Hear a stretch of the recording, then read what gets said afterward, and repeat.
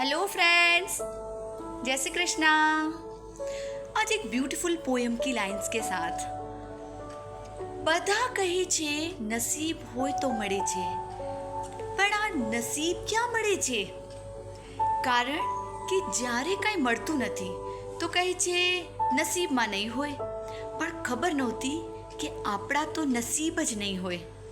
કારણ કે કેટલા પ્રયત્નો મૂક્યા, પણ દર વખતે થોડાક માટે કેટલી વાર ચૂક્યા કે નસીબ હંમેશા 2 ડગલા પાછળ હોય છે અને સમય 2 ડગલા આગળ હોય છે, જેના લીધે જે જ્યારે મળવું જોઈએ તે દર વખતે ચૂકાઈ જાય છે.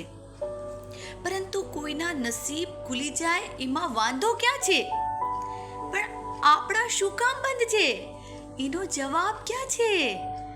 કારણ કે મહેનત તપાસીને જોઈ, કર્મો તપાસીને જોયા, પણ નસીબનો સંબંધ ક્યારેય કોઈની સાથે ન નીકળ્યો. છતાં કોઈ કહે છે કે તમે નસીબદાર છો. કેમ? કારણ કે બધા પાસે એ નથી હોતું જે તમારી પાસે છે. જો મિત્રો, તમે કોઈનું દુઃખ સમજી શકો છો, દુઃખ આવે ત્યારે લડી શકો છો, સુખ આવે ત્યારે માણી શકો છો, ચકલીની આવાજને સાંભળી શકો છો, ગુલાબની સુગંધને લઈ શકો છો અને રાત્રે શાંતિથી સૂઈ શકો છો. અને પરેશાન હો, બહુ જ ચિંતામાં હો તો ઓના પર વિશ્વાસ રાખી શકો છો. અભિનંદન મિત્રો, તમે ખૂબ જ નસીબદાર છો. કારણ કે નસીબના ઘણા બધા ખાના હોય છે, એમાં તમારું ખાનું કયું? એક વિચાર મારા મનમાં ઝટકો રચી ગયો કે મિત્રો, હું જરાક માટે બચી ગયો, હું જરાક માટે બચી ગયો. કેટલી વખત એવું થતું હોય ને મિત્રો, કોઈ સ્ટુડન્ટ હો તો તમે અડધા માર્ક્સથી પાસ થઈ ગયા તો હાશ હું બચી ગયો. ક્યારે એક્સિડન્ટ થતાં જરાકમાં નીકળી ગયા, હાશ બચી ગયા. ક્યારેક પેસેન્જર હો તો ટ્રેન છૂટતા બચી ગઈ તો કેટલો હાશ લાગે કે બચી ગયો.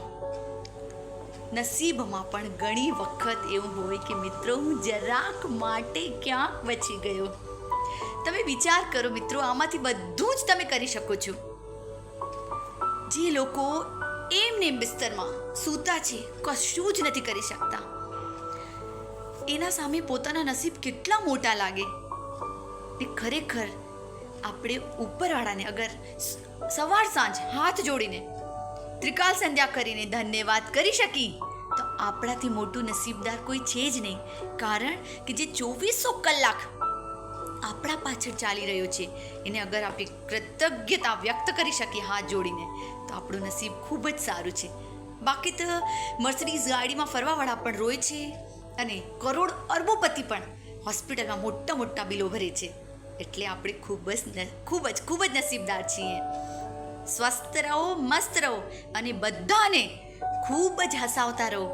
ફ્રેન્ડ્સ, એમાં કોઈ પણ પ્રાઇઝ નથી, આરામથી કરી શકીએ છીએ. અને વસુદેવ સુતં દેવમ કંસચાણૂરમર્દનમ દેવકી પરમાનંદમ કૃષ્ણમ વંદે જગદગુરુનું આહ્વાન કરી શકીએ તો આપણે ખૂબ જ નસીબદાર છીએ. રાધે રાધે.